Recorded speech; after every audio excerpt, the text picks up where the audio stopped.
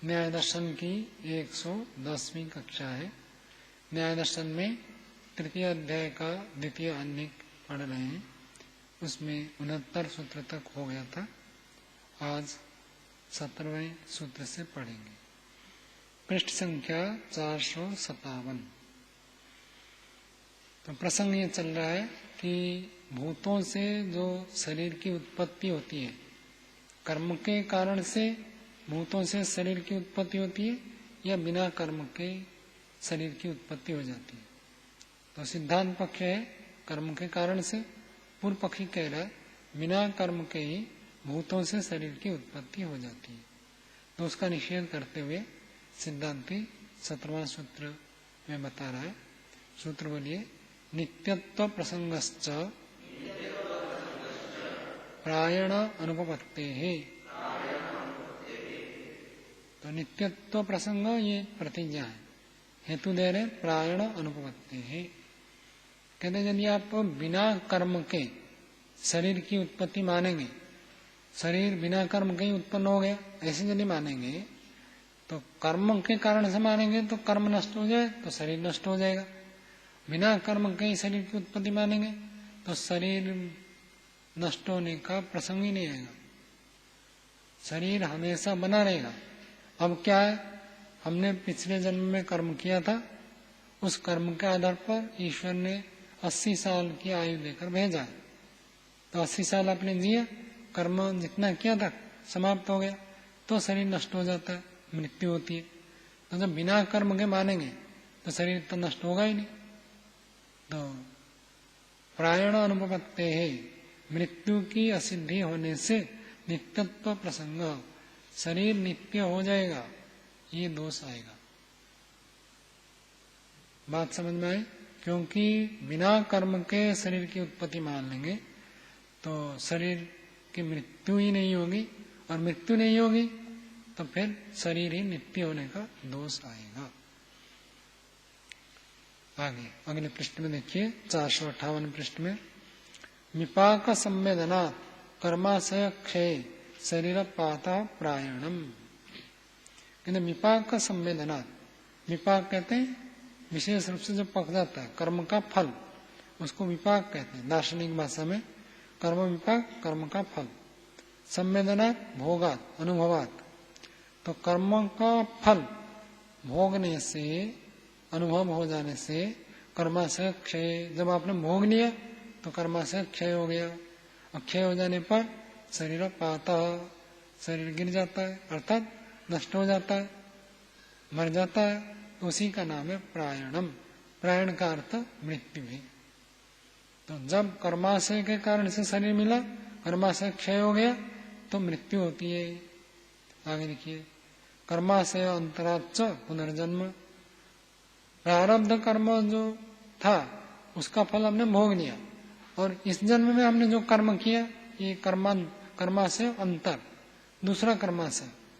पिछले कर्माशय के आधार पर ये शरीर मिला है, और इस जन्म में हम जो कर्म करते हैं ये दूसरा कर्माशय हो गया, इससे पुनर्जन्म होता है।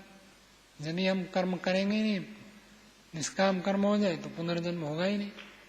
तो पिछले जन्म के कारण से ये शरीर मिला है, और वो कर्म जब खत्म हो जाए तो मृत्यु होती है। और जो नया कर्म हमने इस जन्म में किया, पीछे के जो संचित कर्म है, तो उनके आधार पर फिर नया जन्म होता है, पुनर्जन्म होता है। सिद्धांत की बात है। आगे कहते हैं, भूत मात्रा तो कर्म निरपेक्षात शरीर उत्पत्तौ कस्य क्षयात शरीर पात प्रायणम इति। अल्प विराम। भूत मात्रा तो, भूतों मात्र से ही शरीर की उत्पत्ति मानेंगे। कर्म निरपेक्ष, कर्म की कोई अपेक्षा नहीं है। बिना कर्म की अपेक्षा से केवल भूत मात्र से ही शरीर की उत्पत्ति मानने पर कस्य क्षयात शरीर पाता, फिर क्यों शरीर गिर जाता है, क्यों शरीर नष्ट हो जाता है, ये प्रश्न उठेगा। तो ये प्रायण हम कहते हैं, शरीर का पात होना, शरीर का गिर जाना, मृत्यु होना, ये क्यों होगा? कर्म तो कारण नहीं है। बिना कर्म के शरीर मिला है तो शरीर क्षीण भी नहीं होगा और शरीर नष्ट भी नहीं होगा, मृत्यु नहीं होगी, ये बात आएगी। प्राण अनुभवते खलु वही नित्यत्व प्रसंगम विद्मः। कहते प्राण अनुभवत्ते, मृत्यु की असिद्धि होने से, जब मृत्यु ही नहीं होगी खलु वही निश्चित रूप से तो नित्यत्व प्रसंगम विद्मः, नित्यत्व का प्रसंग को हम जानते हैं। जब मृत्यु होगी नहीं तो शरीर नित्य है, मृत्यु होने से ही तो शरीर नष्ट हो जाता है, यदि मृत्यु ही नहीं होगी तो शरीर ही नित्य हो जाएगा, ये दोष आएगा, ऐसे सिद्धांति कह रहे हैं। विद्मः, यह में एक अल्प विराम लगाइए, आगे दूसरी बात कह रहे, कहते यादृच्छिके तो प्रायणे प्रायण भेद अनुभवत्ते रीति। यादृच्छिके, यदृच्छा क्या होती है अभय जी?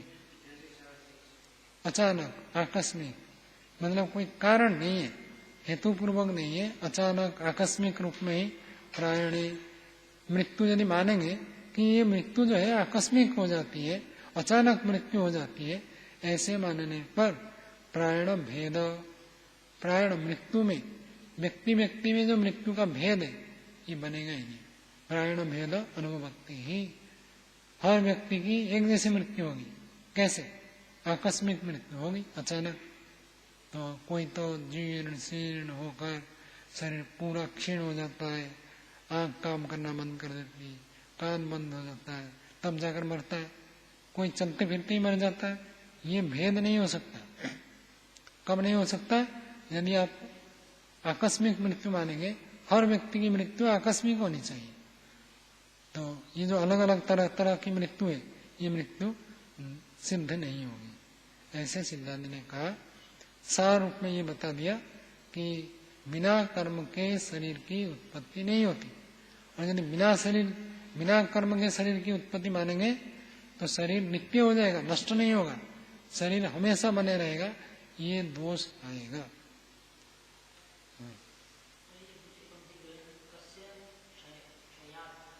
बिल्कुल। कुतस्ते संशय,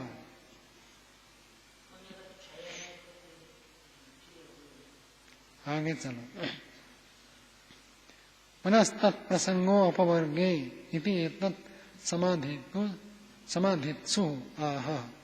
ये एक बात आई थी ना पीछे, पुनस्तत्प्रसंग अपवर्गे, 68वां सूत्र 454 पृष्ठ में था, तद अदृष्ट कारितम इति चेत पुनस्तत्प्रसंग अपवर्गे। ये जो बात बताई थी सिद्धांति ने, तो उसका उत्तर यह बता रहे। कौन? पूर्व पक्षी। सिद्धांति के बात को खंडन करेगा तो पूर्व पक्षी होगा। कहते जो आपने बताया था कि अपवर्ग में भी फिर शरीर प्राप्त होने का दोष आएगा। एक बार शरीर नष्ट हो गया तो अपवर्ग हो गया, अपवर्ग के बाद फिर शरीर प्राप्त हो जाएगा।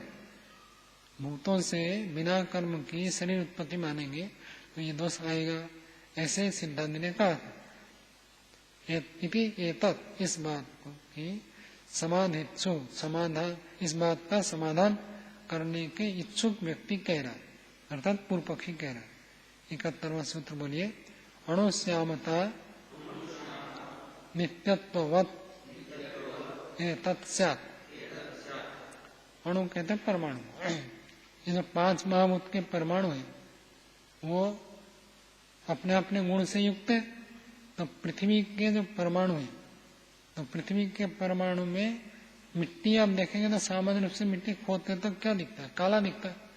तो श्याम काला रंग जो है मिट्टी का अपना गुण माना जाता है।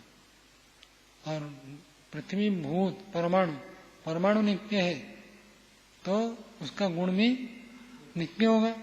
ऐसे होना चाहिए ना। मिट्टी को हम मानते हैं तो मिट्टी का जो गुण है वो भी तो मिट्टी के साथ रहेगा। मिट्टी तो मैं मोटे रूप में कह रहा हूँ, ये पृथ्वी भूत के परमाणु को ले रहे हैं तो उसमें काला रंग है। और जब आप अग्नि में घड़े को जला देते हैं, कच्चे घड़े को, तो क्या होता है? लाल हो जाता है। कहता श्याम गुण जो है उसका नित्य गुण है, अपना गुण है, अपना गुण होने पर भी हट जाता है। और जब लाल हो जाता है दोबारा वो काला नहीं होता है। ऐसे ही भूतों से शरीर की उत्पत्ति होगी, फिर मुक्ति हो जाए, फिर दोबारा शरीर नहीं मिलेगा।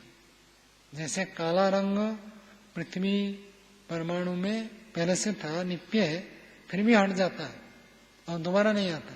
ऐसे ही जो भूतों से शरीर की प्राप्ति है वो जब हट जाएगा मुक्ति हो जाएगी, फिर वो शरीर नहीं मिलेगा। मुक्ति होने के बाद में फिर शरीर मिलने का दोष आएगा, ऐसे सिद्धांत ने कहा था। वो कहना ये दोष नहीं होगा, जैसे काला रंग हट जाता है हमेशा के लिए, ऐसे शरीर उत्पत्ति भी हमेशा के लिए हट जाएगा, मुक्ति हो जाएगी, ऐसे सिद्धांत ने।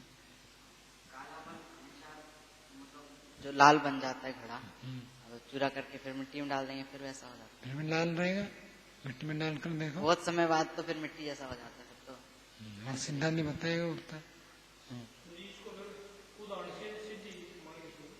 हाँ, उदाहरण के द्वारा कहना चाहता है पूर्व पक्षी। खंडन किया, उन्होंने कहा था कि यदि भूतों से शरीर की उत्पत्ति मानेंगे बिना कर्म के, तो हमेशा शरीर मिलता ही रहेगा, मुक्ति होने के बाद भी शरीर मिलेगा, ऐसे सिद्धांत ने आक्षेप लगाया था। तो कहता नहीं, जैसे मिट्टी में काला रंग हमेशा रहता है, फिर भी वो श्यामल गुण हट जाता है, ऐसे ही शरीर उत्पत्ति भी हट जाएगा। जब मुक्ति हो जाएगी फिर वो शरीर की प्राप्ति नहीं होगी।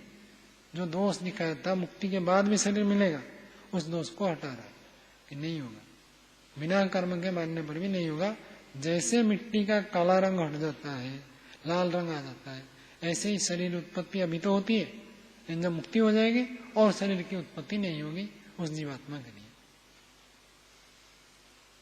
भाष्य देखिए, यथा अणो श्यामता नित्या, जैसे अणु का श्यामता कालापन, श्याम गुण है उसमें तल प्रत्यय हो गया, तो श्यामता नित्या, जैसे अणु परमाणु का, पृथ्वी परमाणु का श्यामता नित्या, कालापन नित्य है।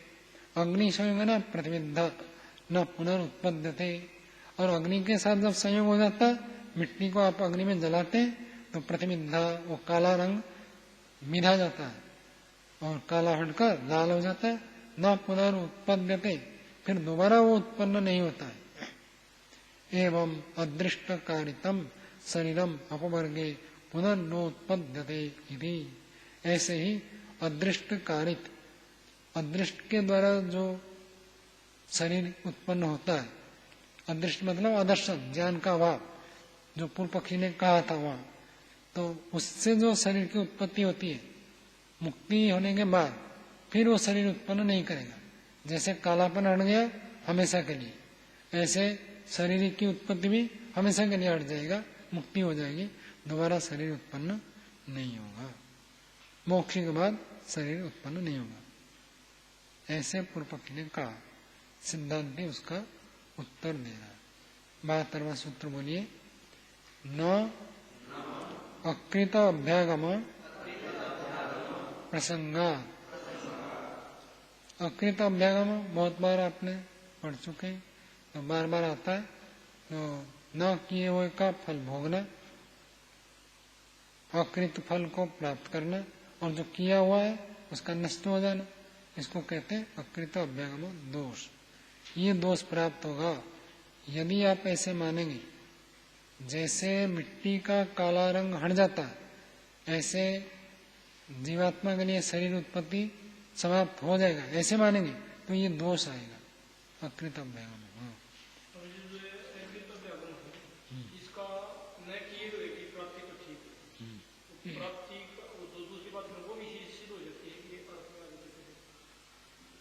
अकृत का अभ्यागम होता है, उसको पूरा व्याख्या करेंगे तो कृत हान अकृत अभ्यागम, किए हुए का तो हान होता है और न किए हुए का प्राप्त होना, न किए हुए का प्राप्त होना, इसका इतना अर्थ है, लेकिन किए हुए का हान साथ में जुड़ जाता है।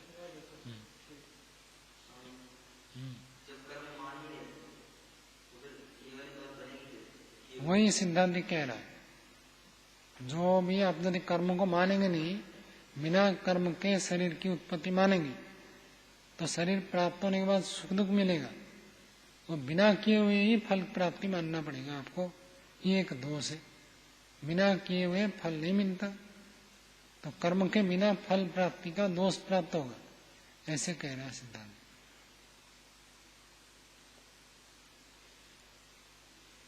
अकृत अभ्यागम, न किए हुए कर्म का फल भोगने का दोष प्राप्त होता है, होने से ये कथन ठीक नहीं है। पूर्व पक्षी ने जो कहा था मिट्टी का कालापन हट जाएगा, ये उदाहरण ठीक नहीं है। तो कहते न अयम अस्ति दृष्टांत, ये दृष्टांत ठीक नहीं है। जो मिट्टी का कालापन हमेशा हट जाता है, ऐसे कहकर पूर्व पक्षी ने रखा, ये ठीक नहीं है। अकस्मात क्यों ठीक नहीं है? कहते अकृत अभ्यागम प्रसंगा, न किए हुए का फल प्राप्त होने का प्रसंग होता है। सूत्र को ही दोहराया, आगे व्याख्या करें।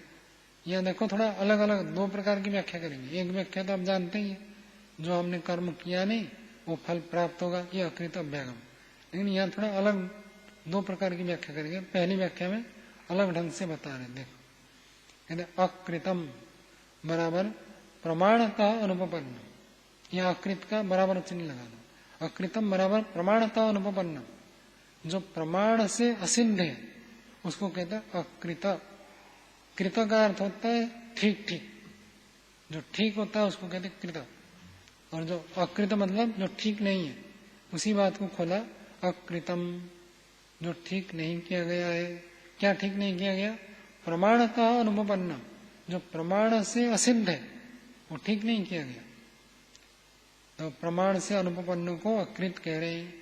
आगे कह रहे तस्य अभ्यागम, वो जो अकृत है अर्थात प्रमाणों से जो बात सिद्ध नहीं है, तस्य अभ्यागम, उसकी प्राप्ति होगी।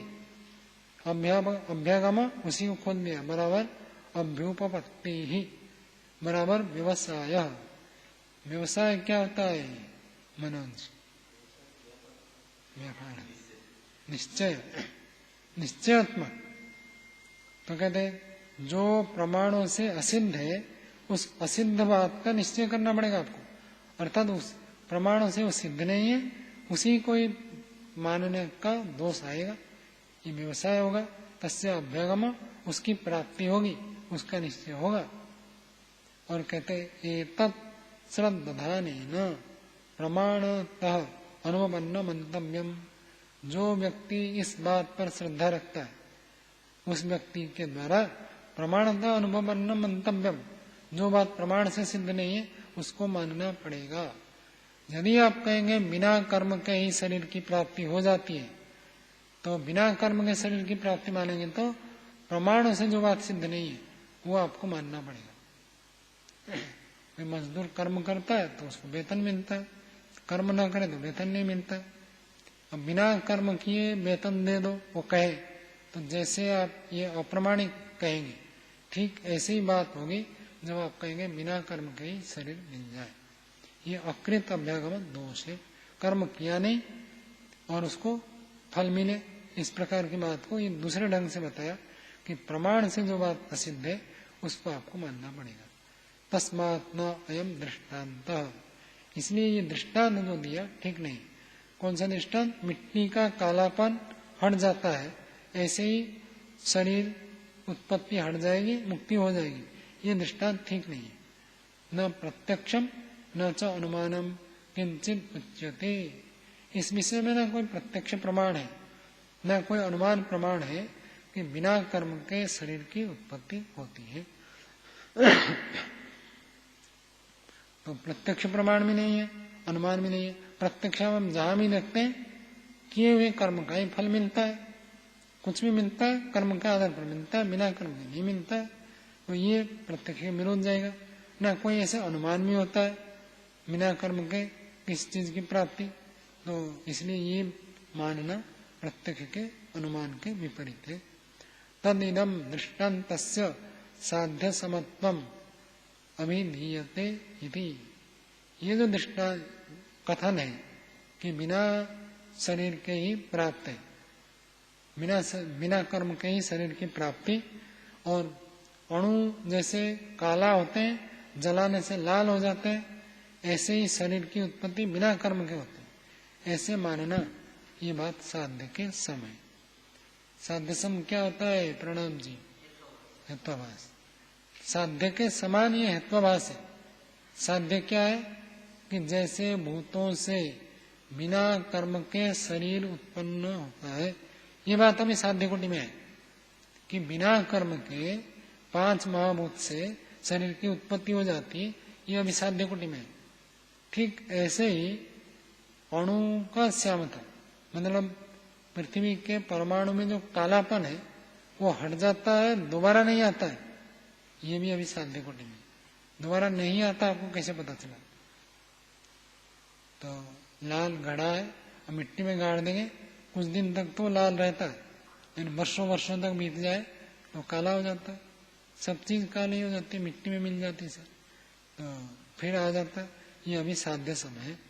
तो तदिदम दृष्टान्तस्य साध्य समत्वम अभिधीयते, कथन करते हैं ये दृष्टांत ठीक नहीं है, साध्य सम हेत्वाभास है।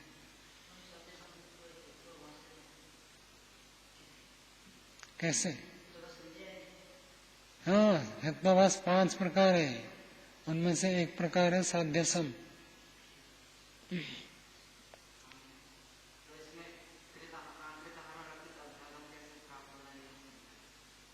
किसमें?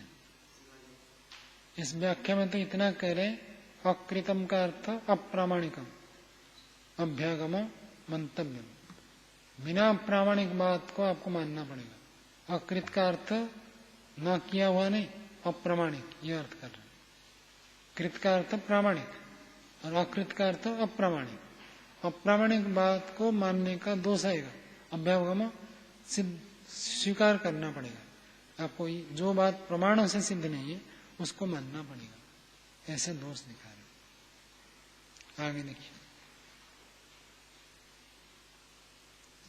दूसरी व्याख्या कर रहे हैं, अथवा, और दूसरी व्याख्या बता रहे न अकृत अभ्यागम प्रसंग, दो सूत्रों को लेकर दूसरी व्याख्या कर रहे हैं। अणुश्यामता दृष्टान्तेन अकर्म निमित्तां शरीर उत्पत्तिम समाधानस्य अकृत अभ्यागम प्रसंग। कहते अणुश्यामता दृष्टान्तेन, अणु के अंदर जो काला रंग है, मिट्टी के परमाणु का ही है, पृथ्वी भूत के परमाणु का ही है, उसके अंदर जो काला रंग है, काला रूप है, वो हट जाता है। इस दृष्टांत से जो पूर्व पक्षी ऐसे कहता है कि अकर्मा निमित्ता शरीर उत्पत्ति, जैसे काला रंग हट जाता है ऐसे बिना कर्म के ही शरीर की उत्पत्ति होती है। इस बात को समाधान के रूप में बताने वाला का अकृत अभ्यागम प्रसंग, उसमें अकृत अभ्यागम दोष आएगा। क्या अकृत अभ्यागम दोष है? जो पहले हमने पढ़ा था उसी बात को कह रहे। देखो, कहते अकृते सुख दुख हेतु कर्मणि पुरुषस्य सुखम दुखम अभ्यागच्छति इति प्रसज्येत। कहते अकृते कर्मणि का विशेषण, कथम कर्मणि, अकृते कर्मणि सुख दुख हेतु, सुख दुख का जो हेतु है, सुख दुख हेतु में भी सप्तमी है, सुख दुख के हेतु रूपी अकृत्य कर्मणि, न किए हुए कर्म में, पुरुषस्य सुख दुखम अभ्यागच्छति, सुख के लिए भी कोई कर्म नहीं किया, दुख के लिए भी कुछ कर्म नहीं किया, बिना किए हुए ही पुरुष को सुख दुख की प्राप्ति हो जाएगी, ये दोष आएगा। जो आप पूछ रहे थे कि कर्म को तो मानता ही नहीं, जो कर्म को नहीं मानता है वो शरीर की उत्पत्ति को तो मानता है, क्योंकि शरीर उत्पत्ति तो प्रत्यक्ष है, इतना तो सबको मानना पड़ेगा। शरीर उत्पन्न कैसे हो गया? तो कहता भूतों से हो गया, बिना कर्म के हो गया। तो जैसे ही शरीर उत्पन्न होगा तुरंत उसको सुख दुख प्राप्त होंगे, सुख भी होगा दुख भी होगा, दोनों मिलेंगे। तो सुख दुख के लिए कर्म किया नहीं था, तो सुख दुख कहाँ से मिल रहे? ये दोष उसके पक्ष में आएगा, जो हम पहले सब पढ़ चुके हैं, उसी बात को या दूसरी व्याख्या में बता रहे।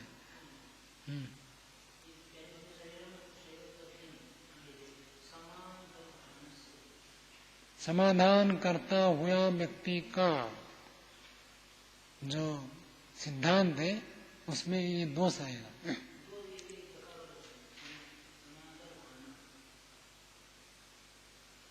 वही तो कह रहा हूं, समाधान नहीं है, सम आ नधान, धा धातु है ना, ये व्यक्ताधिगण है ना, क्षत्रिय सानस करते ही दीप्त होगा। आगे देखिए, तो बिना कर्म किए ही सुख दुख की प्राप्ति होगी, क्योंकि शरीर उत्पत्ति में कर्म को कारण नहीं मान रहा। शरीर उत्पन्न हो गया तो सुख दुख की प्राप्ति होगी। तो सुख दुख की प्राप्ति कहाँ से हुई? बिना कर्म के ही अकृत अभ्यागम, न किए हुए फल भोगना पड़ेगा, ये दोष आ रहा है। तो आगे देखो, ओम इति ब्रुवतः। ओम का अर्थ क्या होता है? हाँ, तो जो कहेगा ठीक है हम ऐसे ही मानेंगे। बहुत सारे लोग होते हैं, उनके पक्ष में कोई दोष दिखाएंगे तो कहेंगे ठीक है हम ऐसे ही मानेंगे। तो यदि ऐसे कहें ओम इति ब्रुवतः, हम ऐसे ही कहेंगे कि बिना कर्म के ही सुख दुख की प्राप्ति होती है, ऐसे कहें तो सिद्धांति कह रहा प्रत्यक्ष अनुमान आगम विरोध। आपका ये जो कथन है प्रत्यक्ष अनुमान और आगम से विरोध है। क्या विरोध है? कि बिना कर्म के सुख दुख प्राप्त होता है। न ये प्रत्यक्ष है, न अनुमान है, न कोई आगम प्रमाण है। प्रत्यक्ष में कहीं देखता हुआ मिलता है क्या बिना कर्म के सुख मिल जाए दुख मिल जाए? कर्म तो करना पड़ता है। अनुमान भी ऐसे नहीं है और आगम भी नहीं है। ये थोड़ा अलग रूप में व्याख्या करके बताएंगे। देखिए, तीनों विरोध को दिखाएंगे। प्रत्यक्ष विरोधस्तावत। देखो, किसी की बात को आपको खंडन करना है तो ऐसे शैली सीखो। पहले देखो उसकी बात में प्रत्यक्ष प्रमाण से कोई असंगति तो नहीं है, तो पहले प्रत्यक्ष से विरोध दिखाओ, अनुमान से विरोध दिखाओ, आगम से विरोध दिखाओ। यदि उसकी बात गलत है तो आप सिद्ध करने के लिए प्रयास करो कि इन तीन प्रमाणों से विरोध दिखाना पड़ेगा। तीनों प्रमाण से यदि विरोध दिखा दिया तो आपकी बात ठीक है, उसकी बात गलत है। तो एक प्रमाण से हो सकता है आप गलत प्रमाण का प्रयोग कर रहे हैं, तो तीनों प्रमाण से देखो। और ये शैली है, सिखाते हैं कैसे प्रयोग कर सकते हैं, दूसरे की बात में क्या दोष है उसको कैसे निकाल सकते हैं। तो देखिए आगे अगला परिच्छेद, प्रत्यक्ष विरोधस्तावत भिन्नम इदम सुख दुखम प्रत्यात्म वेदनीयत्वात् प्रत्यक्षम सर्वम शरीरिणाम। प्रत्यक्ष से विरोध क्या है? तावत, जहां तक प्रत्यक्ष का विरोध की बात है उसको कहते हैं भिन्नम इदम सुख दुखम। ये सुख और दुख जो है भिन्न भिन्न है। प्रत्यात्म वेदनीयत्वात्, हर व्यक्ति जानता है मुझे जितना सुख दुख मिलता है उतना सामने वाला को नहीं है। हो सकता है कम सुख कम दुख, अथवा सुख ज्यादा दुख कम, अथवा दुख ज्यादा सुख कम। हर व्यक्ति का सुख दुख दूसरे से भिन्न है ना। कोई दो व्यक्ति कह सकते हैं कि हम दोनों का सुख दुख बिल्कुल समान है, होता ही नहीं है। तो भिन्न भिन्न है। भिन्नम का अर्थ अलग अलग, पृथक पृथक। तो भिन्नम इदम सुख दुखम प्रत्यात्म वेदनीयत्वात्, हर व्यक्ति के द्वारा ये जानने योग्य होने से। प्रत्यक्षम सर्वम शरीरिणाम, ये सर्व शरीरिणाम, सभी प्राणियों का, सभी मनुष्यों का ये प्रत्यक्ष है। गाय कुत्ता बिल्ली घोड़े मक्खे मच्छर ये भी अनुभव करते हैं कि हमको कम सुख है, मनुष्यों को ज्यादा सुख है। सब प्राणियों को ये अनुभव होता है और आपस में भी एक दूसरे को देखते हैं कि हमें कम सुख है उसको ज्यादा सुख है। तो आगे कहते हैं को भेद, कहते क्या भेद बताओ। ये जो सुख दुख कम अधिक आप कह रहे हो, कैसे कम अधिक है वो भी उसको पता नहीं है। पूछ रहा है प्रश्न पूर्व पक्षी, तो सिद्धांत उत्तर दे रहा है तीव्रम मंदम। किसी को तो तीव्र दुख है तीव्र सुख है, किसी को मंद दुख है मंद सुख है, मंद स्तर कम स्तर का, किसी को तीव्र है। दर्द तो है लेकिन किसी को तीव्र दर्द होता है, किसी को कम दर्द होता है। तो तीव्र है मंद है, दोनों को दर्द है लेकिन किसी को तीव्र किसी को मंद, तो भेद हो गया। चिरम आंसू, चिरम का अर्थ चिरकाल मतलब देर, देर तक, लंबे काल तक। और आंसू का अर्थ शीघ्र। कोई तो लंबे काल तक पुरुषार्थ करके थोड़ा पैसा कमाता है, कोई यूं चुटकी में पैसा कमा लेता है। तो ये भी हो सकता है। सुख दुख के लिए भी होगा, कोई लंबे काल तक सुख भोगता है, कोई थोड़े काल के लिए भोगता है। नाना प्रकारकम, नाना प्रकारम एक प्रकारम इति। और किसी के पास तो 50 प्रकार की सुविधाएं हैं और किसी के पास केवल एक खाने पीने को मिल रहा है बस, और कोई सुविधा नहीं है। तो किसी को इतना सुख है किसी को थोड़ा सुख है। ऐसे किसी को 50 प्रकार के दुख है, बाधाएं, विघ्न, कष्ट है। आप सुन रहे थे ना, 50 प्रकार की बाधाएं किसी के सामने आती है और किसी के सामने एक प्रकार की बाधा, एक बाधा हटा बस। एवं आदिर विशेष, ऐसे ऐसे और भी समझ लेना, बहुत सारे भेद है, सुख दुख में भेद है।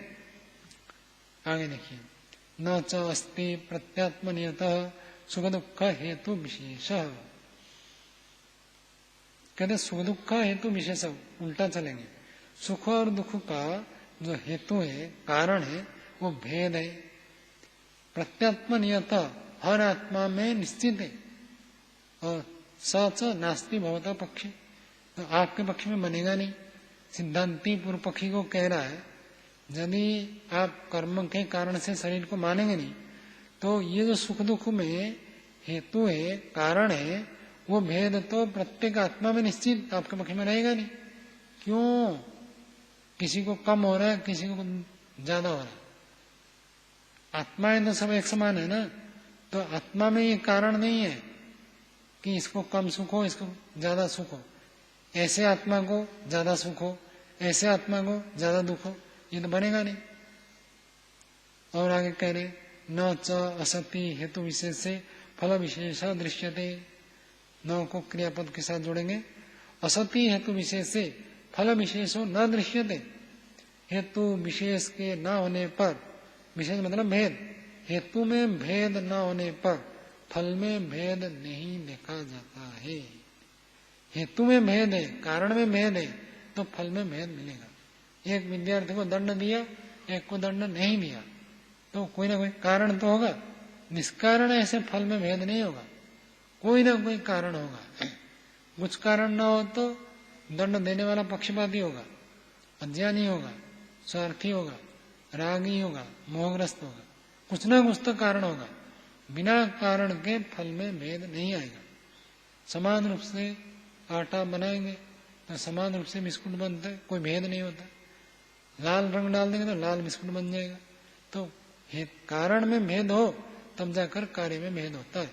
सुख दुख सबका अलग अलग है, तो किसमें भेद है ये मानना पड़ेगा। कौन सी पंक्ति बताओ?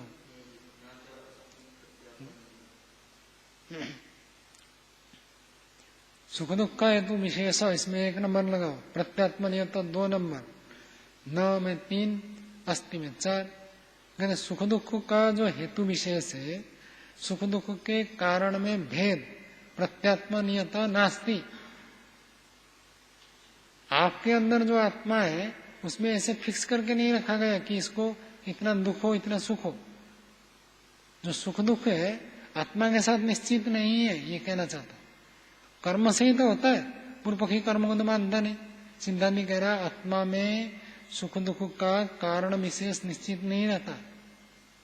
सुख दुख का जो कारण है वो आत्मा में है क्या? आत्मा में नहीं। किसमें? कर्म में है। कर्म का मानते नहीं, तो वो कह रहा आत्मा में तो है नहीं, कर्म का मानते नहीं। तो बिना, आगे देखो, असति हेतु विशेष से, हेतु के भेद न होने पर, असति न होने पर, हेतु में भेद न होने पर फल विशेष न दृश्यते, फल में भेद नहीं होता है। किसी एक को कोई विशेष सुविधा मिल रही, कोई ना कोई कारण तो होगा ना। कोई विशेष सुख मिल रहा है, विशेष दुख मिल रहा है, तो सुख दुख का कोई ना कोई कारण होगा। बिना कारण के सुख मिल रहा है, बिना कारण के दुख मिल रहा है, ऐसे नहीं होता। हमें ये जो कोई कीट पतंग इत्यादि दुखी हो, तड़प रहे हो, तो किसी न किसी कारण से मिल रहा हो, बिल्कुल उनकी मदद करनी चाहिए कि नहीं करनी चाहिए? करनी चाहिए। क्यों स्वामी जी? वो कारण तो व्यवस्था भंग हो जाएगी। कारण वहां भी जुड़ा हुआ है। आप रोगी हो जाए तो चिकित्सा करनी चाहिए, नहीं करनी चाहिए? कीट पतंग की तो बात की बात है, पहले अपनी बात कर लेते हैं क्या?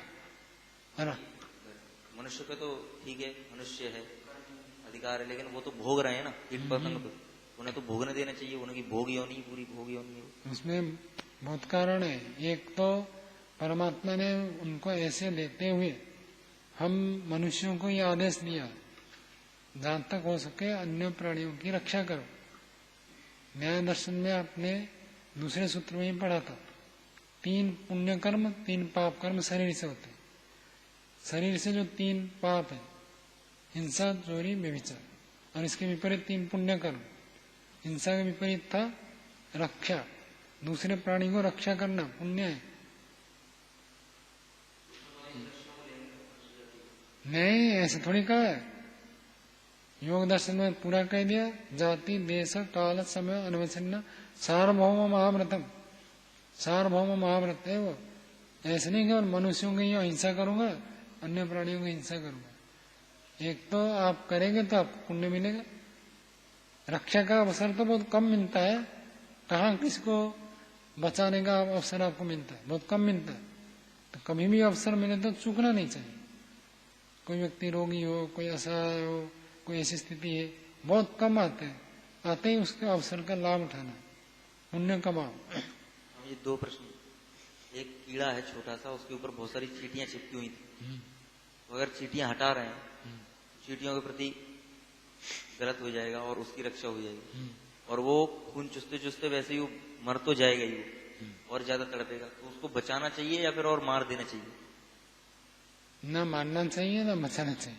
वही तो स्वामी जी। दूसरे प्राणी का जब अब ये स्थिति बदल गई ना, पहले आप कह रहे थे तड़प रहा था, और उसको थोड़ा सा पानी डाल देंगे, चिड़िया तड़प रही है, अपने पानी डाल दे तो शांत हो जाता है, अच्छा होता है, बल मिल जाता है, थोड़ा हाथ फेर देते तो सुखी हो जाता है, वहां तो ठीक है। लेकिन अब मिलनी ने कबूतर को पकड़ा, अब वहां मत भगाओ, वो खाएगा क्या? उसके लिए तो वही भोजन है ना। उसके लिए परमात्मा ने विधान किया भोजन। हर समय आप उसके भोजन को छीनोगे तो खाएगा क्या? नहीं करनी है वो। कट गया, अब वो जिंदा भी है, मर भी नहीं रहा, तो उसको दबा मार देना चाहिए। अरे दबा कर क्यों मारना है भाई? जो कष्ट भोग रहा है, कष्ट भोग रहा है, कोई बात नहीं। उसके जितना कष्ट भोगेगा पाप उतने क्षय हो जाएंगे। उसकी ये योनि है ना, शरीर है, परमात्मा ने उसको ऐसी स्थिति में दिया। पूरा पूरा कहना कठिन है, पूरा पूरा मत मान लेना। परमात्मा ने उस प्राणी को वहां पर जन्म दिया, मनुष्य जहां पर खेती करते, घनघोर जंगल में दे देता तो फावड़ा चलता ही नहीं उसके ऊपर। तो उसका कर्माशय भी कारण बनता है। एक तो हमारे यहाँ पर कोई कीड़ा पैदा हुआ और लाइट यहाँ जलती रहती है, आकर लाइट में टक्कर खाएगा, मरेगा। एक कहीं और जन्म हुआ है, वहां कोई स्थिति ही नहीं है, तो अलग स्थिति है। तो उसमें कर्माशय बहुत कारण बनता है। हमको प्राकृतिक विषय में बहुत हस्तक्षेप करने की आवश्यकता नहीं है। जो व्यवस्था चल रही है प्राकृतिक रूप में, वो चलने दो। हमारे द्वारा हिंसा ना हो, ये पहली बात। और कहीं पर ऐसी स्थिति बन सकती है, हम दूसरों की रक्षा कर सकते हैं तो करें। हाँ, नहीं होती तो भी आपको कोई चिंता की बात नहीं, पुण्य नहीं मिलेगा। बस करोगे तो पुण्य मिलेगा, नहीं करेंगे तो पुण्य नहीं मिलेगा। पाप तो लगेगा नहीं आपको। पाप के लिए 3 कंडीशन है। कृतकारिता अनुमोदित, आपने मारा, आपने मरवाया, अथवा आपने समर्थन किया तो पाप लगता है, इसके बिना पाप नहीं लगेगा। पाठ पूरा करना है। हाँ, संक्षेप में बोलो। ओ नमस्ते स्वामी। स्वामी जी, इतना ही पूछना है, क्या मनुष्य से अलग जो योनियां हैं उनकी मृत्यु का दिन समय आदि निश्चित है? संयोग से होता है, उनके लिए भी वही नियम लागू होता है। यदि निश्चित मानोगे तो मांसाहारी को पाप नहीं लगेगा। कोई बकरी को काट कर खाता है, मुर्गे मारकर खाते हैं, तो मृत्यु निश्चित कैसे? वो नहीं मारते तो और जीवित रहेगा, तो प्रत्यक्ष तो निश्चित नहीं है, कम अधिक हो सकता है। हाँ, जंगल में कोई प्राणी है, हिरण को कब शेर खाएगा ये निश्चित नहीं किया है परमात्मा ने। हो गया तो हो गया, तो उसके जितने कर्माशय क्षय हो जाते हैं उतने उसके पाप पुण्य माइनस कर देता है। जो बच गए फिर मिलेगा। ईश्वर न्यायकारी है, इसको पकड़कर हमको चलना है, और कम अधिक नहीं करता है। चलो आगे चलते हैं। तो असति हेतु विशेष फल विशेषो न दृश्यते। कोई भी फल में भेद दिख रहा है तो हेतु में तो भेद होना ही चाहिए। बिना हेतु के भेद हुए फल में भेद नहीं होता है। आगे देखिए, कर्म निमित्ते तो सुख दुख योगे कर्मणाम तीव्रमंदता उपपत्ते कर्म संचयनाम च उत्कर्ष अपकर्ष भावात नानाविध एकविध भावात च कर्मणाम सुख दुख भेद उपपत्ति ही। पूर्व पक्षी के पक्ष में दोष दिखाया सिद्धांत ने, अब अपने पक्ष में सिद्ध कर रहा है कि कर्म निमित्त तो सुख दुख योग है, कर्म के निमित्त होने पर ही सुख दुख योग होता है। ऐसे मानने पर जैसे कर्म किया वैसे सुख, जैसे कर्म किया वैसे दुख, कर्म के आधार पर सुख दुख का योग मानने पर कर्मणाम तीव्र मंदता उपपत्ति है, क्योंकि कर्म में तीव्रता मंदता है। हर विद्यार्थी एक जैसे पुरुषार्थ नहीं करता है, कोई बहुत जोर लगाता है, बहुत मेहनत करता है, कोई कम करता है, कोई शारीरिक परिश्रम ज्यादा करता है, कोई बौद्धिक परिश्रम ज्यादा करता है, कोई नियम अनुशासन में ज्यादा करता है, कोई योगाभ्यास में ज्यादा करता है। तो अलग अलग तीव्रता मंदता होती है। तो कर्मों का अधिकता और न्यूनता ये दोनों सिद्ध होने से कर्म संचय नाम, और जो कर्मों का संचय, संचय मतलब परिमाण, क्वांटिटी, कर्म किसके पास कितना कर्म है, आपके पास कुछ कर्म है, इनके पास ज्यादा है, उनके पास और ज्यादा है, उनके पास बहुत कम है। तो ये जो कर्म का संचय है, इनका उत्कर्ष, अधिकता, अपकर्ष, अल्पता, उत्कर्ष अपकर्ष भावात होने से नानाविध एकविध भावात च, एक व्यक्ति एक प्रकार का कर्म करता है, एक व्यक्ति अनेक प्रकार करता है, एक व्यक्ति केवल पढ़ाता है और कुछ नहीं करता है, एक व्यक्ति पढ़ाता भी है, प्रचार भी करता है, पुस्तक भी लिखता है और यज्ञ भी करता है, यज्ञ कराता भी है, दान भी देता है, तो बहुत कर्म कर रहा है। एक व्यक्ति एक ही कर्म करता है, वैसे मैं खाली पढ़ाऊंगा, अगर मैं खाली यज्ञ करूंगा, एक ही कर्म कर रहा है, एक 50 कर्म कर रहा है। तो कर्मों का अनेकविध और एकविध स्वरूप होने से कर्मणाम सुख दुख भेद उपपत्ति ही, कर्मों में भेद हुआ तो सुख दुख में भी भेद होगा। ये बात तो हमारे पक्ष में सिद्ध है। सिद्धांत कह रहा है हम जब कर्म के निमित्त से सुख दुख को मानते हैं तो ये बात तो हमारी सिद्ध है। तो कर्मणाम सुख दुख भेद उपपत्ति ही, सुख दुख की भिन्नता सिद्ध हो जाती है। बिना कर्म के मानेंगे तो दोष आएगा, कर्म के आधार पर मानेंगे तो कर्म में भेद होने से सुख दुख में भी भेद सिद्ध हो जाता है। और कहते हैं स्व अयम हेतु भेद अभावात दृष्ट सुख दुख भेद न स्यात् इति प्रत्यक्ष विरोध। स्वयं हेतु अभावात, पूर्व पक्षी को सिद्धांत कह रहा आपके पक्ष में हेतु अभावात, हेतु भेद अभावात, क्योंकि आप तो कर्म को मानते नहीं, बचा क्या जीवात्मा, जीवात्मा को सुख दुख भोग होता है। तो सुख दुख में तो अंतर जो है ये प्रत्यक्ष है, सुख दुख में भेद है ये प्रत्यक्ष है, और हेतु है नहीं कुछ आपके पास। कहते स्वयं हेतु अभावात दृष्ट सुख दुख भेद न स्यात्, जो हमको सुख दुख में भेद दिखाई देता है वो नहीं होना चाहिए। किसी को ज्यादा सुख मिल रहा है, किसी को कम सुख मिल रहा है, ये हमको प्रत्यक्ष दिख रहा है। लेकिन आप जैसे मानते हैं बिना कर्म के ही शरीर मिलता है, तो ये सुख दुख में भेद नहीं होना चाहिए। भेद प्रत्यक्ष दिख रहा है, आपकी मान्यता में भेद नहीं होना चाहिए, ये प्रत्यक्ष के विरुद्ध हो गया। प्रत्यक्ष विरुद्ध समझ में आ गया। प्रत्यक्ष में भेद दिखाई देता है, लेकिन आप जैसे कह रहे हो बिना कर्म के ही सुख दुख मिलता है, तो भेद नहीं होना चाहिए, एक जैसे होना चाहिए। आपको भी उतना सुख दुख, उसको भी, उसको भी, उसको भी, सबको एक जैसे सुख दुख मिलना चाहिए, जो कि प्रत्यक्ष के विरोध है। प्रत्यक्ष विरोध हो गया। आगे अनुमान विरोध देखो। तथा अनुमान विरोध, ऐसे ही अनुमान में विरोध होगा। क्या विरोध होता है?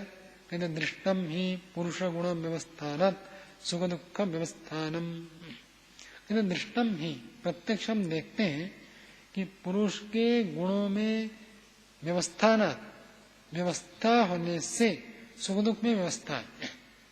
किसी व्यक्ति को ज्यादा सुख मिल रहा है, किसी व्यक्ति को ज्यादा दुख मिल रहा है, उसमें कारण क्या है? तो कोई ना कोई उसमें पुरुष का गुण है। जो व्यक्ति जितना गुणवान होता है वो उतना सुख को प्राप्त करता है, और जो व्यक्ति जितना दुर्गुण से भरा हुआ होता है वो उतना ही दुख को प्राप्त करता है। तो सुख दुख का व्यवस्था हम जो देखते हैं, सुख दुख की व्यवस्था, उसके पीछे पुरुष का गुण काम करता है। गुणवान पुरुष है तो अधिक सुखी, गुणहीन पुरुष हो तो अधिक दुखी होता है। ये व्यवस्था हमको देखने को मिलता है। आगे कहते हैं यह खलु चेतनावान, चेतना का अर्थ ज्ञान, विचारवान, जो विवेकी व्यक्ति है। कहते हैं यह खलु चेतनावान, विवेकी व्यक्ति है। साधन निर्वर्तनीयम सुखम बुद्ध्वा तद इप्सन साधन अवाप्तये प्रयतते स सुखेन युज्यते न विपरीतः। सुख ज्यादा कौन प्राप्त करता है? जो बुद्धिमान होता है ना, वही व्यक्ति ज्यादा सुख को प्राप्त करता है। किसी भी रूप में आप बुद्धिमान ले सकते हैं। तो साधन निर्वर्तनीयम, साधनों से उत्पन्न होने वाला सुख। साधन तो सबके पास है, उसी साधन से जो बुद्धिमान है वो अधिक सुख उठाता है, जो बुद्धिमान नहीं है वो कम सुख उठाता है। अब मोबाइल किसी के पास है, मोबाइल में कितने प्रकार के फीचर्स है। अब एक को तो पता ही नहीं है, एक व्यक्ति खाली कॉल करता है बंद कर देता है बस, और एक व्यक्ति उसमें कॉल भी करता है, मैसेज भी कर लेता है, ये वीडियो भी सुन लेता है, सत्संग भी कर देता है, प्रवचन भी कर देता है, बहुत कहाँ जाना है क्या करना है वो सब देख लेता है। इंटरनेट में बहुत सुविधाएं हैं। कोई शब्द समझ में नहीं आया तो आप ढूंढ सकते हैं, कोई शास्त्र देखना चाहे तो देख सकते हैं, किसी श्लोक को ढूंढना है तो प्राप्त कर सकते हैं, वेद मंत्र का अर्थ जान सकते हैं, बहुत प्रयोग करता। तो जो व्यक्ति जितना अधिक ज्ञानवान होता है वो साधनों से उत्पन्न होने वाले सुखों को बुद्धिया तद इप्सन, बुद्धि के द्वारा इच्छा करता हुआ उस साधन की प्राप्ति के लिए प्रयत्न करता है। पहले तो जानना आवश्यक है, जानेगा तो उसकी इच्छा करते हुए प्रयत्न करता है। स सुखेन युज्यते, और वो व्यक्ति जो प्रयत्न करता है वो सुख से युक्त हो जाता है। कोई भी सुख ऐसे नहीं है जिसके लिए आप प्रयत्न करें और ना मिले।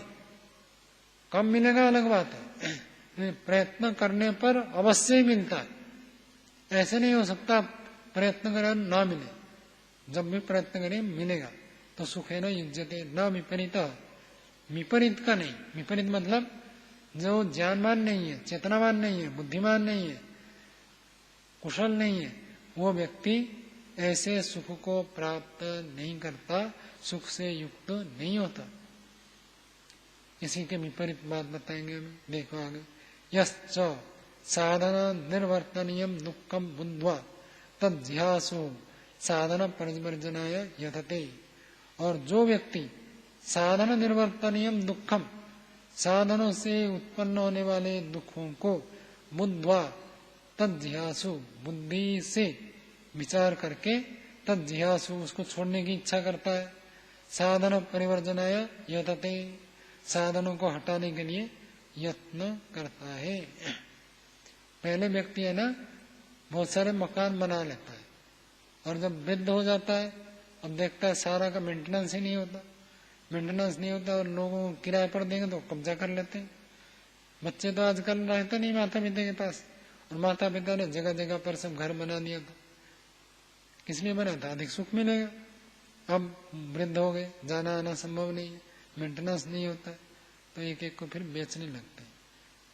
पहले तो खरीदना, सुख मिलेगा सोचकर, जैसा लगा ये दुख का कारण है फिर बेचना शुरू करते हैं। वो बताया था ना आपको एक कहानी, धन जो है वही धन सुख का भी कारण बनता है, दुख का भी कारण बन जाता है। किसी ने उधार लिया था और उधार मांग रहा था और दे नहीं रहा था, और चोर डाकू आ गए छीनने के लिए, तो कहता आपसे मैंने उधार लिया था अभी वापस ले लो। क्यों? अभी वो धन उसको हानिकारक दिखाई दे रहा, तो जैसे हानिकारक दिखता है छोड़ने के लिए व्यक्ति प्रयत्न करता है। कहते यच्च साधन निर्वर्तनीयम दुखम बुद्धिया, बुद्धि से जान करके, बुद्ध्वा जान करके, तद्ध्यासु उसको छोड़ने की इच्छा करता, छोड़ने की इच्छा करने वाला, साधन परिवर्जनाय यतते, साधन को दूर करने के लिए प्रयत्न करता है। जो दुख का साधन है उसको दूर करो। स दुखेन त्यज्यते न विपरीत, और वो दुख से त्यक्त हो जाता है, दुखों से रहित हो जाता है, दुख से पृथक हो जाता है। न विपरीत, जो व्यक्ति समझता नहीं है ये दुख का कारण है वो दुख से बच ही नहीं पाता। जो जानता है वो दुख से बच जाता है, जो नहीं जानता है वो दुख से नहीं बच पाता। ये क्या बता रहे हैं कि प्रयत्न गुण के द्वारा सुख दुख की प्राप्ति होती है, इसके आधार पर अनुमान करवाएंगे। आगे देखिए, अस्ति च यद इदम यत्नम अंतरेण चेतनानाम सुख दुख व्यवस्थानम तेनापि चेतना गुणांतर व्यवस्था कृतेन भवितव्यम इति अनुमानम। प्रत्यक्ष बात समझ में आ गई। प्रत्यक्ष में दिखा दिया कि जो प्रयत्न करता है सुख के साधन को प्राप्त करता है, सुखी हो जाता है, और जो प्रयत्न करता है दुखों के साधन को छोड़ता है तो दुख से रहित हो जाता है। प्रयत्न गुण के कारण सुख की प्राप्ति, दुख की निवृत्ति होती है, प्रयत्न गुण के कारण। कहते ऐसे ही ये तो अभी हमारा जीवित अवस्था में इसी लिंग से, इस लक्षण से कुछ अनुमान करवाएंगे। वो बता रहे कि अस्ति च इदम यत्नम अंतरेण, यत्न के बिना ही, अर्थात जब आपको ये शरीर जन्म के समय मिला उस समय तो आपने शरीर के लिए कोई यत्न नहीं किया था। अभी अभी जो जन्म हुआ उन्होंने शरीर प्राप्त करने के बाद जो भी सुख दुख अनुभव करता है उसके लिए तो कोई यत्न तो अभी किया ही नहीं। माँ के गर्भ से निकला, सुख दुख के लिए कहाँ यत्न किया, कोई यत्न तो किया नहीं। यत्नम अंतरेण, यत्न के बिना, प्रयत्न के बिना ही चेतना नाम सुख दुख का व्यवस्थानम, फिर भी चेतनों का सुख दुख की व्यवस्था देखी जाती है। बड़े होने में तो हम समझ जाते हैं कि भाई देखो इन्होंने पुरुषार्थ किया तो इनकी बुद्धि अच्छी चली और बुद्धि के माध्यम से इन्होंने सुख साधन को एकत्रित किया, सुख से युक्त हो गया। लेकिन जो छोटे छोटे बच्चे अभी पैदा ही हुए हैं तो उनमें जो अलग अलग सुख दुख व्यवस्था, सुख दुख की पृथक पृथक व्यवस्था मिलती है, तेना अपि चेतना गुणांतर व्यवस्था कृतेन भवितव्यम, उससे भी हम ये अनुमान कर सकते हैं। क्या अनुमान कर सकते हैं? चेतन का कोई दूसरा गुण होना चाहिए। जैसे प्रयत्न गुण से सुख दुख अलग अलग होता है, ऐसे ही कोई दूसरा गुण होना चाहिए जिसके कारण से जो बच्चा पैदा होता है उसको जो सुख दुख होता है उसमें भेद हो रहा है। अब का भेद का तो कारण हमको पता है, इन्होंने बहुत मेहनत की, परीक्षा में अच्छे अंक लाए, और उन्हें मेहनत नहीं की तो परीक्षा में अंक नहीं आए। अब का तो पता चल रहा है। तो ऐसे जन्म से यदि कोई उपलब्धि हो रही है, सुख अधिक किसी को कम, तो उसमें भी कोई ना कोई तो कारण होना चाहिए। वो कारण कौन सा है? कहते चेतना गुणांतर व्यवस्था कृतेन भवितव्यम, और कोई चेतना का दूसरा गुण होना चाहिए। वो कौन सा है? वो अदृष्ट है, जिसको हम भाग्य कहते हैं, कर्माशय कहते हैं, प्रारब्ध कहते हैं, वो है इति अनुमानम, ऐसे अनुमान होता है। प्रत्यक्ष के आधार पर अनुमान होता है, प्रत्यक्ष हमको दिखता है तो अनुमान भी ऐसे होता है। तद एतत् अकर्म निमित्ते सुख दुख योगे विरुद्धते इति, तद एतत्, वह यह जो कथन किया है, कौन सा कथन? प्रयत्न करने से सुख की प्राप्ति, दुख की निवृत्ति, बिना प्रयत्न के सुख प्राप्ति दुख निवृत्ति नहीं होती। लेकिन बच्चे को जो होता है सुख और दुख, उसमें भी जो भेद होता है, इससे अनुमान होता है। इस बात का यह विरोध आएगा यदि आप मानेंगे अकर्म निमित्ते सुख दुख योगे, बिना कर्म के ही सुख दुख की प्राप्ति मानने पर ये बात विरुद्ध हो जाएगा, अनुमान प्रमाण के ये विरुद्ध हो जाएगा। तच्च गुणांतरम असंवेद्यत्वात् अदृष्टम, तच्च गुणांतरम, वो जो गुणांतर है, जैसे प्रयत्न गुण के कारण सुख दुख में भेद होता है, ऐसे ही जन्म से जो सुख दुख का भेद होता है उसमें दूसरा गुणांतर है। वो दूसरा गुणांतर क्या है? कहते असंवेद्यत्वात्, संवेदन के योग्य नहीं, मतलब प्रत्यक्ष नहीं कर पाएंगे। क्यों? इस बच्चे को जन्म से दूध, मिश्री, महर्षि दयानंद जी ने लिखा ना, बच्चा पैदा होते ही किसी को तो दूध मिलता है मिश्री के साथ मिलाकर, मीठा मिलता है और बहुत आराम मिलता है, और किसी को गुस्सा थप्पड़ मिलता है, दूध के लिए रोए तो दूध ना मिलकर उसको थप्पड़ मिलता है। तो कहते ये कारण क्यों होता है? पूर्व जन्म के कारण। तो कहते ये गुणांतर जो है ये असंवेद्य, आंख से तो दिखेगा नहीं आपको। क्यों इसको थप्पड़ मिल रहा है, क्यों इसको दूध मिश्री मिल रहा है, ये कारण दिखता नहीं है। तो असंवेद्यत्वात् अदृष्टम, क्योंकि आंख से नहीं दिखता इसलिए उसका नाम है अदृष्ट। विपाक काल नियमाच्च अव्यवस्थितम, विपाक काल का अनियम होने से अव्यवस्थितम, कब किसका फल मिलेगा ये निश्चित नहीं है। मैंने पीछे भी आपको बताया था, हर जीवात्मा के खाते में कर्मों का ढेर है, बहुत सारे कर्म पड़े हुए हैं सबके खाते में। कौन सा कर्म का फल कब मिलेगा अभी निश्चित नहीं है।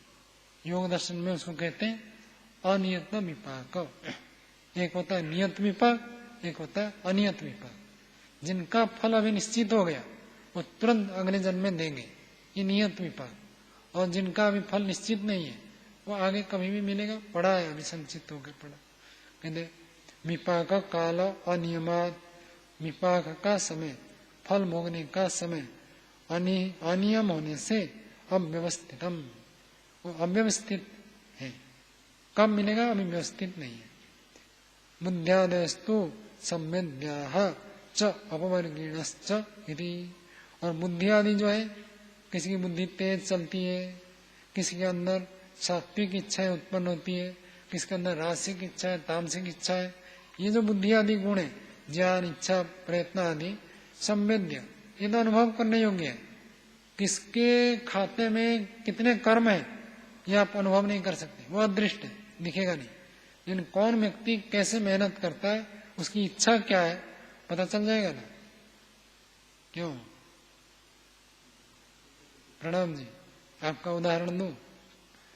जैसे कार्यक्रम हुआ, आपने देख नहीं पाए, तो आप आचार्य जी के पास गए कि हम देख नहीं पाए और वीडियो के माध्यम से देखना चाहते हैं। और न्याय दर्शन का पाठ सुबह नहीं हुआ, तो आप गए क्या आचार्य जी के पास कि आज सुबह हमारा पाठ नहीं हुआ, हम रात को पढ़ेंगे? गए क्या? नहीं होता तो आप जाते हैं क्या? तो इच्छा पता चल जाता है ना कि भाई इसके अंदर ऐसी इच्छा है, इसके अंदर ऐसी इच्छा है, तो इच्छा का तो हमको पता चल जाता है। लेकिन आपके पास कितना कर्माशय बचा है वो असंवेद्य है, पता नहीं चलेगा। किसके खाता में क्या क्या कर्म है कुछ नहीं पता चलेगा। तो इच्छा आदि का तो बोध हो जाता है। संवेद्यश्च अपवर्गीणश्च, अपवर्गीण नाश, ये शीघ्र नष्ट हो जाते हैं, उसको अपवर्गणी कहते हैं। तो ज्ञान उत्पन्न होकर नष्ट हो जाता है, इच्छाएं भी उत्पन्न होती है, नष्ट हो जाती है। पहले कोई इच्छा बहुत होती है, वही इच्छा बाद में खत्म हो जाती है और इच्छा ही नहीं होती, तो इन सब का ज्ञान हो जाता है। ये अनुमान का विरोध दिखा दिया। आगे देखिए, अथा आगम विरोध। कुछ पूछना है तो बोलो। पंक्ति तो ऐसे सरल है, कोई ज्यादा कठिन नहीं है।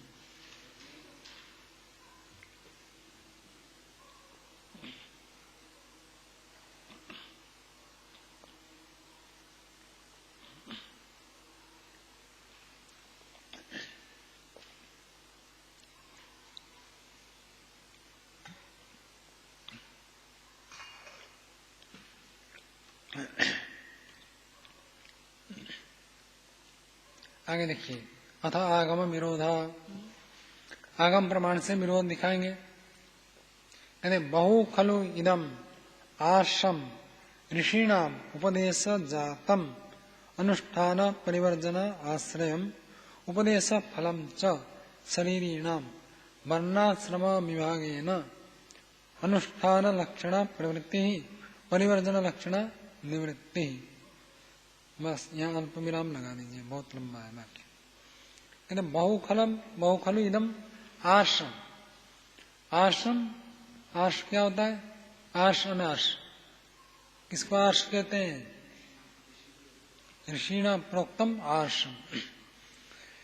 तो कहते हैं बहुखलु इदम, बहुत सारे, आश्र उपदेश है, ऋषिणाम उपदेश जातम, उसी को ही खोल दिया। आश्रम बराबर ऋषिणाम उपदेश जातम, ऋषियों के उपदेश मात्र जो है तो वो आर्ष होता है। तो ऋषि लोग क्या उपदेश देते हैं? सारा उपदेश जो है ना दो विभाग में बंट जाते हैं। कौन से? डूस एंड डोंट्स, करो और मत करो, ये करना ये नहीं करना। इसके अतिरिक्त और कोई उपदेश है क्या? सारा उपदेश ही दो में आ जाता है, ये करो ये मत करो, उसी को कह रहे हैं। अनुष्ठान अर्थात विधि, ऐसे करना, परिवर्जन ये मत करो, निषेध। अहिंसा ये अनुष्ठान है, परिवर्जन है। अहिंसा परिवर्जन है, हिंसा का परिवर्जन अहिंसा। सत्य जो है अनुष्ठान है, और अस्तेय, अस्तेय क्या है? परिवर्जन है, चोरी का परित्याग करो। और ब्रह्मचर्य अनुष्ठान है, आचरण करो, पालन करो। और अपरिग्रह परिवर्जन है, परिग्रह को छोड़ दो, त्याग करने का। तो ऐसा अनुष्ठान परिवर्जन जान सकते हैं। अनुष्ठान परिवर्जन आश्रयम उपदेश फलम च शरीरिणाम, और उस उपदेश का फल भी बताया। ये तो बता दिया, हिंसा को त्याग करो, सत्य का अनुष्ठान करो, और उसका फल भी बताया। अहिंसा प्रतिष्ठायाम तत्सन्निधो वैरत्याग, और आचरण करेंगे सत्य तो सत्य प्रतिष्ठायाम क्रियाफलाश्रयत्वम। लोगों को देखो सत्य के ऊपर कितना विश्वास है। हम गुरुकुल बनाएंगे तो लोगों को विश्वास है, तो करोड़ों करोड़ों रुपया दे दिए। और कोई व्यक्ति विश्वसनीय न हो, पहले कोई बात कहकर उल्लंघन किया हो, पैसा किसी का खा गया हो, हेरा फेरी करता है, तो नहीं देंगे लोग करोड़ रुपया, नहीं यहाँ नहीं देंगे। तो सत्य में प्रतिष्ठित हो तो ये तो लौकिक लाभ भी हो जाता है, तो सत्य में ये लाभ होता है। ऐसे ही सब जगह फल भी बता दिया कि मैं अहिंसा का पालन करेंगे तो ये होगा, सत्य का पालन करेंगे तो ये फल मिलेगा। तद आश्रयम उपदेश फलम, उसके आश्रय पर उपदेश का फल भी बताया। शरीरिणाम वर्णाश्रम विभागेन, और वर्णाश्रम विभाग, 4 वर्ण 4 आश्रम, ब्रह्मचर्य, गृहस्थ, वानप्रस्थ, संन्यास ये आश्रम हो गया, और ब्राह्मण, क्षत्रिय, वैश्य, शूद्र ये वर्ण हो गया। इनके विभाग से अनुष्ठान लक्षणा प्रवृत्ति। तो अनुष्ठान, ब्राह्मण हो तो आपको ऐसे करना है, सन्यासी है तो आपको ऐसे करना है, ये अनुष्ठान लक्षणा प्रवृत्ति है। और परिवर्जन ये नहीं करना है। वहां का द्विज लोग जो है प्याज और लहसुन न खावे। द्विज में ब्राह्मण, क्षत्रिय, वैश्य तीनों आते हैं, उनके लिए कहा प्याज लहसुन मत खाओ, शूद्र व्यक्ति भले खाए, तो उसके लिए नहीं। तो ब्राह्मण, क्षत्रिय, वैश्य के लिए मना कर दिया। और ब्राह्मणों का कर्म सब अलग अलग बताया, आपको ये अनुष्ठान करना है, ये अनुष्ठान करना है, ये अनुष्ठान करना है, पठन पाठन करना है ब्राह्मण का, क्षत्रिय का देश की रक्षा करेगा। तो ये सब बात बताई। आगे देखिए, तच्च उभयम एतस्याम दृष्टौ, ये जो दोनों बातें हैं, कौन सी दोनों बात? अनुष्ठान लक्षण और परिवर्जन लक्षण। कुछ अनुष्ठान करना है और कुछ त्याग करना है। ये जो दोनों बातें उभयम एतस्याम दृष्टौ, इसके दृष्टि से, किसके? इस पूर्व पक्षी के दृष्टि से। जो पूर्व पक्षी बिना कर्म के मानता है, तो सिद्धांति कह रहा देखो ऋषि लोगों ने तो ऐसे उपदेश किया, ये करो ये मत करो। क्यों उपदेश दिया? कर्म करेंगे तभी तो अगला जन्म मिलेगा, इसके लिए तो ऋषियों ने उपदेश किया। और ये पूर्व पक्षी इसको मानता नहीं। तच्च वयम एतस्याम दृष्टौ नास्ति कर्म, वो कर्म को ही नहीं मानता। कैसा कर्म? सुचरितम दुश्चरितम वा। तो इस पूर्व पक्षी के दृष्टि में कोई कर्म नाम की चीज नहीं है। कैसा कर्म? न सुचरित कर्म है न दुश्चरित कर्म है। सुचरित कर्म को करना है, दुश्चरित कर्म को छोड़ना है। जब शरीर बिना कर्म के मिल जाता है तो सुचरित दुश्चरित की तो कोई बात ही नहीं है उसके पक्ष में। और आगे क्या लिखा है अगले पृष्ठ में? अकर्म निमित्ता कर्म निमित्ता, क्या लिखा है? और लिखा है नहीं, और लिख देना। अकर्म निमित्ता पुरुषाणाम सुख दुख योग इति। ये पूर्व पक्षी बिना कर्म के निमित्त ही पुरुषों का सुख दुख का योग मानता है। कर्म उसमें कारण नहीं है, सुख दुख योग का विशेषण बनाया। अकर्म निमित्ता सुख दुख योग, पुरुषों का, आत्माओं का, जीवात्माओं का सुख दुख का जो योग है बिना कर्म के ही हो जाता है, ऐसे मानता है पूर्व पक्षी। विरुद्धते, ये बात विरुद्ध होता है। किसके विरुद्ध होता है चंद्रदेव जी? किसके साथ विरोध होता है? शब्द प्रमाण। ऋषियों ने जो उपदेश दिया, ये करो ये मत करो, और ये कहता है ऐसे कुछ नहीं होता, तो ये बात ऋषियों के बात से टक्कर खाता है, विरोध होता है। तो जब टक्कर खाएगा ऋषियों के विपरीत कुछ भी हो तो उसको फिर बहुत कठोर शब्द से बोलते हैं। देखो, सा यम पापिष्ठानाम मिथ्या दृष्टि अकर्म निमित्ता शरीर सृष्टि अकर्म निमित्ता सुख दुख योग इति। कहते पापिष्ठ व्यक्तियों का, पापिष्ठ क्या अर्थ है? पाप में जिसकी निष्ठा है,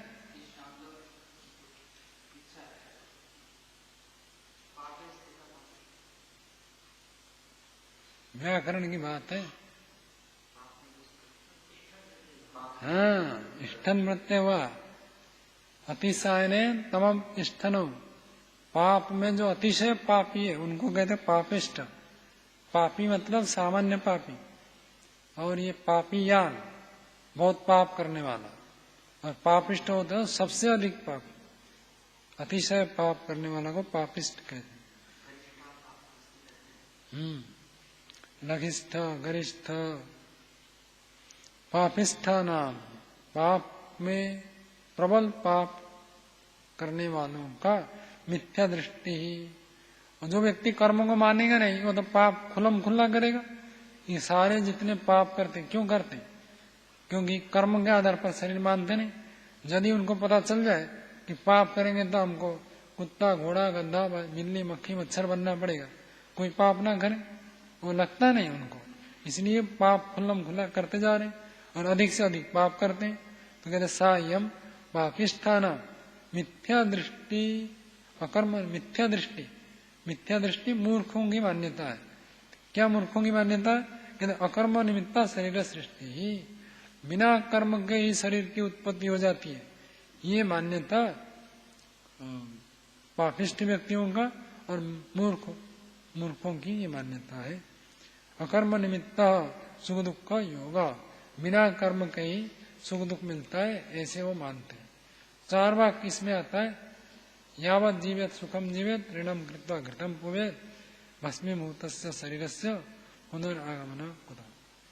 तो भस्मीभूत हो गया तो फिर कहाँ से शरीर आएगा, ऐसे 4 वाक्य मानता है। तो उसका यहाँ पर खंडन किया। ये 3रा अध्याय का 2रा अनेक पूरा हो गया। 4थे अध्याय में बहुत आध्यात्मिक बातें हैं। पहला अनेक ही बहुत विशेष विशेष बात बताएंगे और मुक्ति तक आपको पहले अनेक में ही पहुंचा देंगे। बहुत विशेष आध्यात्मिकता में भरी हुई है। जो आपको संघर्ष करना था वो तो पूरा हो गया। चलो,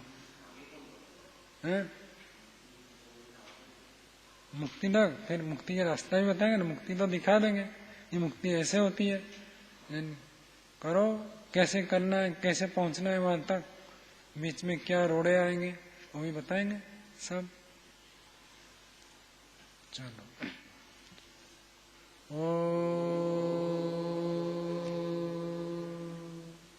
शांति शांति शांति।